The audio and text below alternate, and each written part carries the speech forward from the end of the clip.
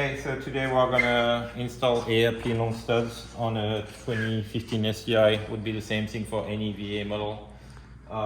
So first thing we're gonna have to do is remove the caliper. So 19 mil to get the two bolts to pop the caliper out. Then we're gonna remove the rotor.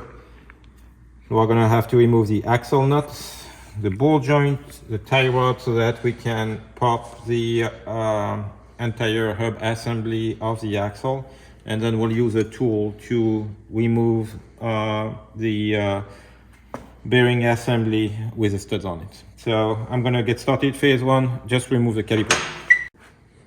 So we remove the caliper, we pull the rotor out.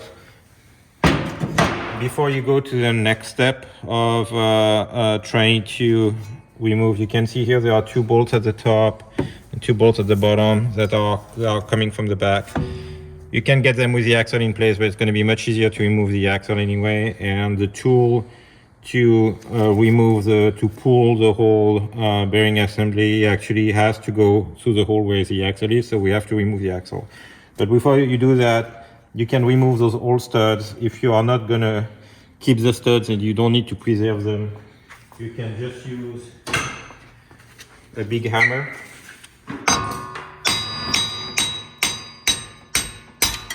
and pop them out. Okay. So here there is, if you look from the top, there is enough room on this side to pop the whole stud out. So here. And so if you just have to replace a regular stud, you could just put the regular stud back in. But if you have a long stud, the long stud is too long to fit. That's why you have to pull the whole assembly out so that you have enough room to put them in. So here I'm just gonna pop all of them before we go to the next step. So to pop the tie rod, really recommend using this tool. Just be careful when you insert the tool to not grab the boot. So insert it slowly above the boot. Put the top head here. Here I'm gonna use the 19 millimeter. And then it just pops out. That's as easy as this. And so do the same operation for the ball joint at the bottom. Make sure here at the bottom you are just under the bolts, and then go slowly with it and apply pressure. It comes out.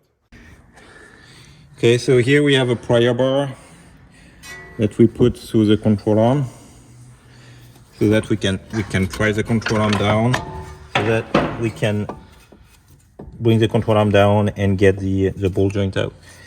Once it's out like this, the axle can just be pushed out and put on the seat. Okay. So now you can see at the back we have our 4 bolts, 14 millimeter heads that we're gonna get out. So to help a bit the process, we're gonna put some aero coil or PB blaster, whatever you have.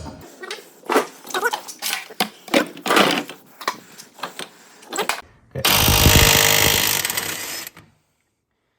And that's number 4. So here we have removed the 4 bolts.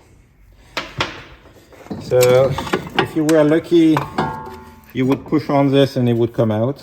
I'm just gonna put some aero coil around, but we are using this Astro 78830 tool that can also pull the rotor if the rotor is stuck, but that we're going to use to here pull the hub. So the way you use the tool, it has 2 arms here that are going to press against the knuckle. This is going to go through where the axle was, and on the back we are going to use this big nut that's going to tighten behind there against the back of the bearing and pull the whole assembly out. So I'm going to put the tool in place.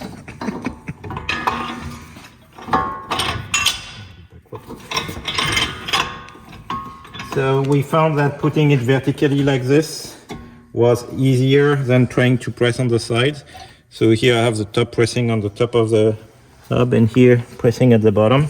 So here you can see I have the nut in the back with the big washer pressing against the back of the bearing. Actually the bottom has not the same spacing at the top, so I have to put a little piece of metal so that I'm pulling straight, otherwise my rod would be pulling sideways and rubbing inside there. So now I'm gonna get my 32 millimeter.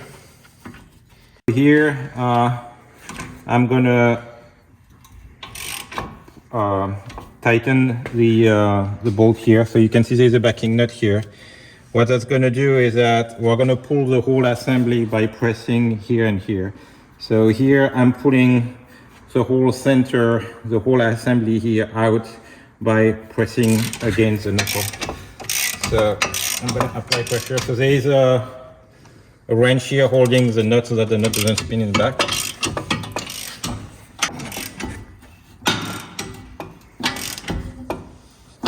So it takes quite some effort. Okay, so here I'm applying pressure. It's already popped once. It is, even with a tool, you see that it is.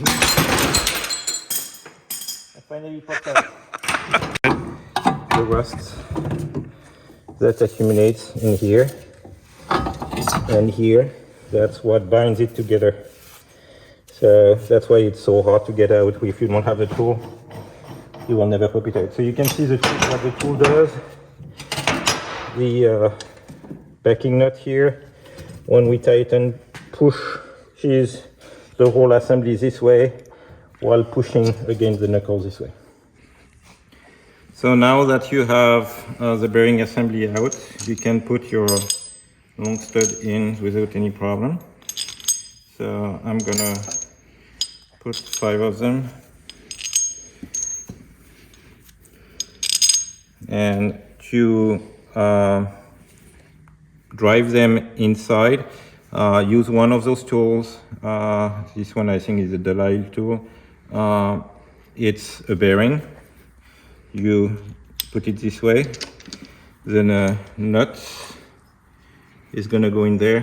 So here with the impact gun, I'm gonna drive the nut in. When the nut hits the tool, the bearing inside is gonna just sit against the plate here, and the nut is gonna turn with the rest of the tool, pulling the stud in. When the stud is fully pulled in, no need to insist, back. Move to the next stud. Put the tool in. Get the first threads by hand, always. Go.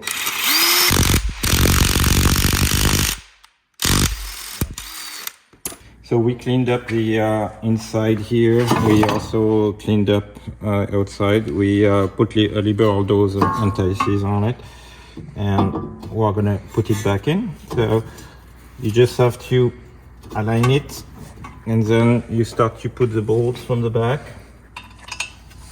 Same thing, and anti-seize the bolts. You can see the bolts coming here in the front. I'm gonna get them started with my 14 mil. So here I'm gonna work in a diagonal pattern to pull the hub back in, so that all the bolts are pulling one after each other. So the bolts have to be torqued to 48 foot-pounds each. So I'm gonna go one by one.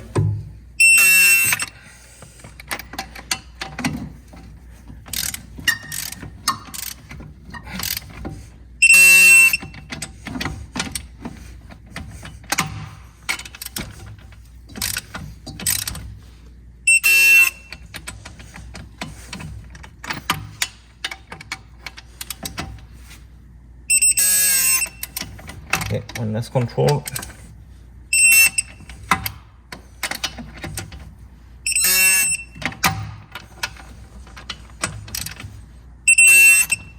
All good. So now we have our hub back in place with our studs. We are gonna put the axle back through.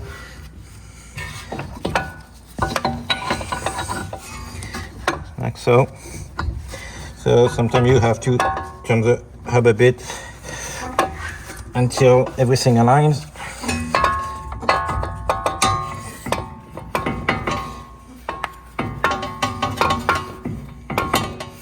There we go. The axle is coming through. So the next step now is to put the ball joint back in the control arm. So we are gonna reuse the prior bar technique. I'm putting the prior bar to the control arm, pressing the control arm down. You can see I'm putting the ball joint back through the hole and releasing. So we secure the ball joint with a cotter pin. Same thing, ball joint with washer nut. So now just have to put the rotor back on. First. And after you tighten the caliper, don't forget to put your axle nut back on, 32 mil. Ready? And bend the... So here we are using Muteki ICR48 steel nuts. Don't use aluminum nuts ever.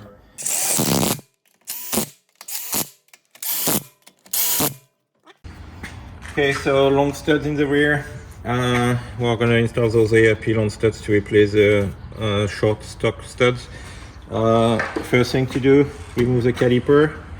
Then we're gonna remove the rotor. We're gonna have to remove the e-brake assembly, the nut, detach the the knuckle from the lower arms here, so that we can pull the entire hub out to get the axle off. So I'm gonna get started. 17 mil to remove the caliper. Okay, so to remove the e-brake, remove the springs at the top, both sides. Then you have those pins here, turn a quarter turn to release both sides. So here this one is stuck, so I'm gonna use a screwdriver to press down, or pinch, whatever you have here, to press down to compress the pin, and then you will be able to turn a quarter turn to release like this. Okay, so now I can just remove the assembly from the top like this and leave it there. It's going to be much easier to put back in place. We can pop directly now the studs out. So here I'm going to take a big hammer.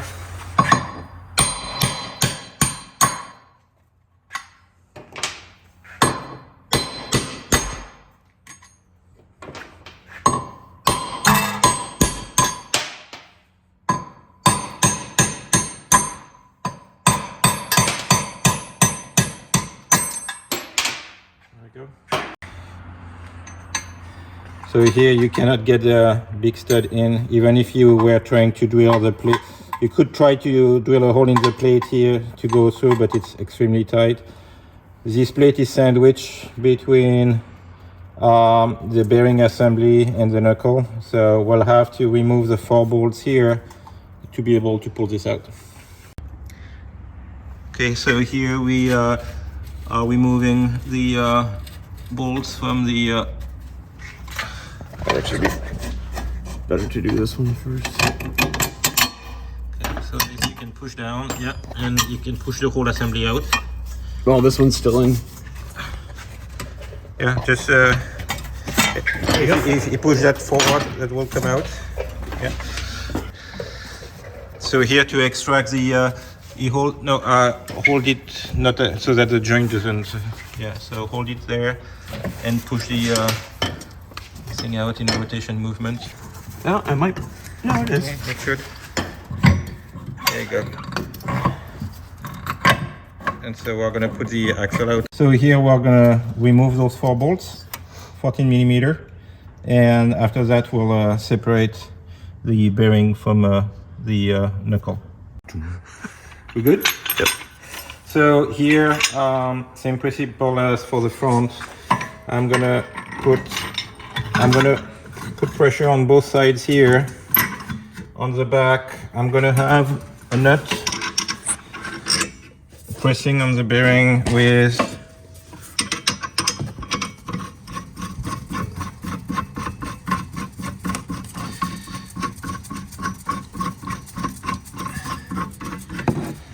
So here what's going to happen is when we tighten this, we're going to pull the whole assembly out and press here on both sides. So let's make sure I'm not pressing on the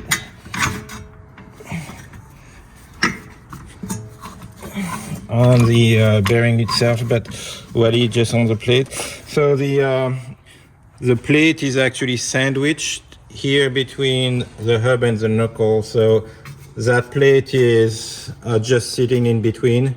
The arms are not long enough to go behind the plate, so I have to press on the plate here. And what we have found is that pressing here in the center is the easiest way to apply the same pressure, because to try to go top to bottom like we did in the front with all the e-brake assembly thing in the you can't get the arms to go through. So I'm gonna go, Phil is gonna hold this side. I'm gonna take my 32 mil socket here on my big extended wrench like this, and I'm gonna go on the inside and tighten to apply the pressure. We're still centered, right? It looks like it's pulling a left a little bit from my left. Yeah, but we are not sliding on the splines, right? Doesn't look good. Okay.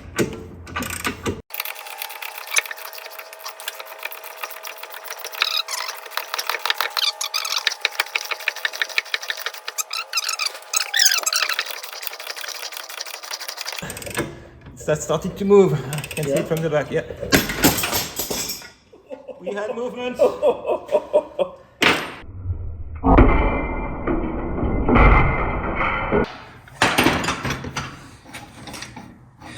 So here I'm removing the tool. You can see all the rust here.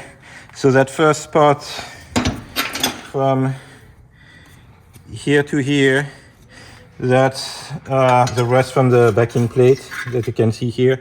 And the rust here is the rust that is here in the knuckle up to your ABS sensor that is sitting here. So we're gonna clean up everything with a brush wire here. Careful to not hit your ABS sensor, that's a magnet here. And so all the shavings are gonna be stuck to it, so make sure you clean it up after you clean that. We're gonna clean that, put anti-seize on everything, and we're gonna reinstall the stud. So here to install the new long stud, now it's super easy with the about. Just put the stud in, use your driving tool, start the nut by hand, use the impact. So you can see here it's gonna, when it's flush I stop, back up the. Okay, so here we're gonna put everything back in place. You can see when we press, we bend the plate a bit.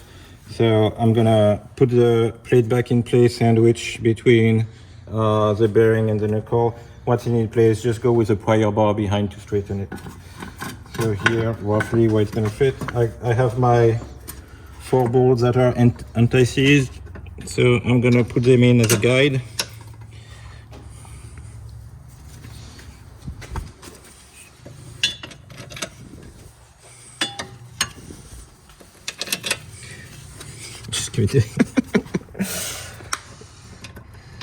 Okay, so here the top,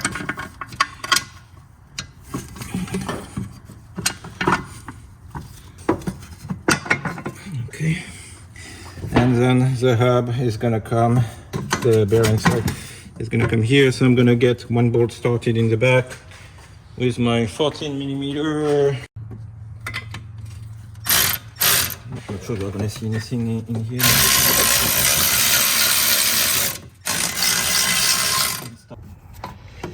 So torque for those is 48 foot-pound.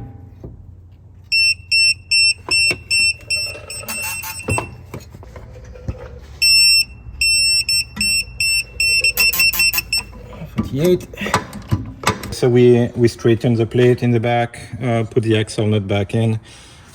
So you start with the shoe that is on the e-brake cable side. So like this. So here we are doing the rear passenger side. It would be the opposite on the driver side. So you can attach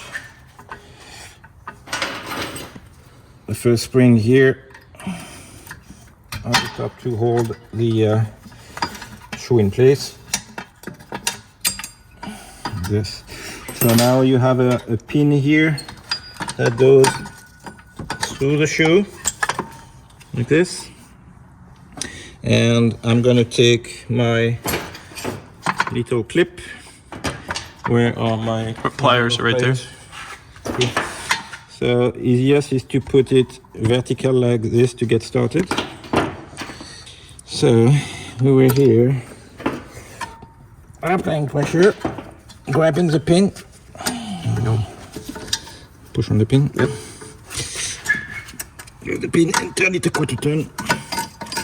This guy was super tough, and then it sits in the groove like this. We're gonna put here there's a plate here. See, it's not symmetrical. That goes in the other shoes, in the other shoe here like this, and this side is gonna go behind here on our shoe like so. So there's one spring that goes from here. So you see the shape of the spring. This one doesn't have a hook because you just insert it in the hole like this, and then grab it to come here like this. Okay. Now we're going to do the bottom. At the bottom you have your adjuster. So make sure everything is still greased and spinning freely on both sides, otherwise you are going to have a hard time adjusting the brake later on. So that should always be properly lubricated. So that goes on those STIs. There is no hole to adjust from the outside, so it doesn't really matter which direction it goes. You will do that through the hole of the rotor. So here.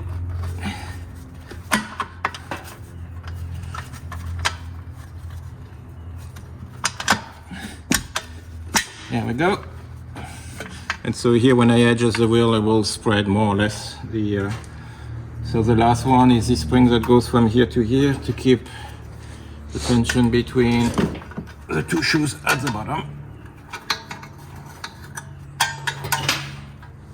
It won't click in. There we go. And the spring here also prevents the wheel from spinning. So that's what also keeps the adjuster in place. So now we're going to be ready to put the rotor back on. So when you put the shoes back in, they might not be fully centered. So when you put the rotor back on, you will have to walk the shoes back to their location.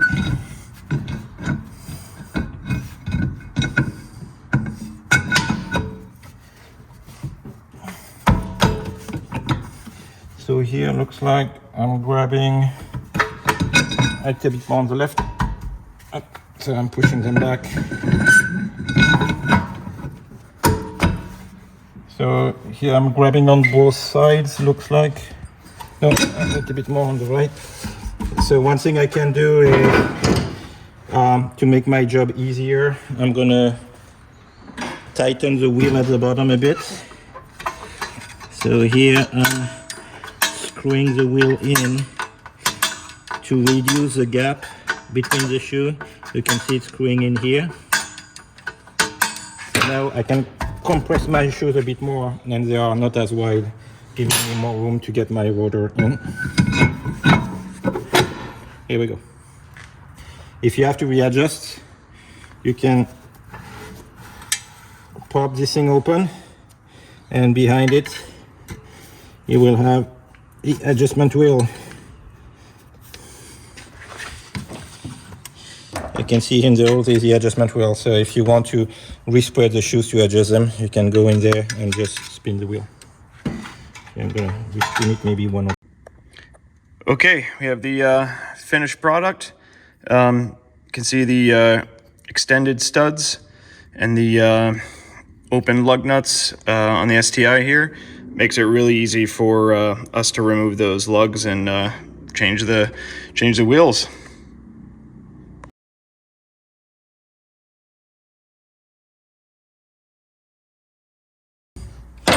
You don't need a helper, you can do that all by yourself.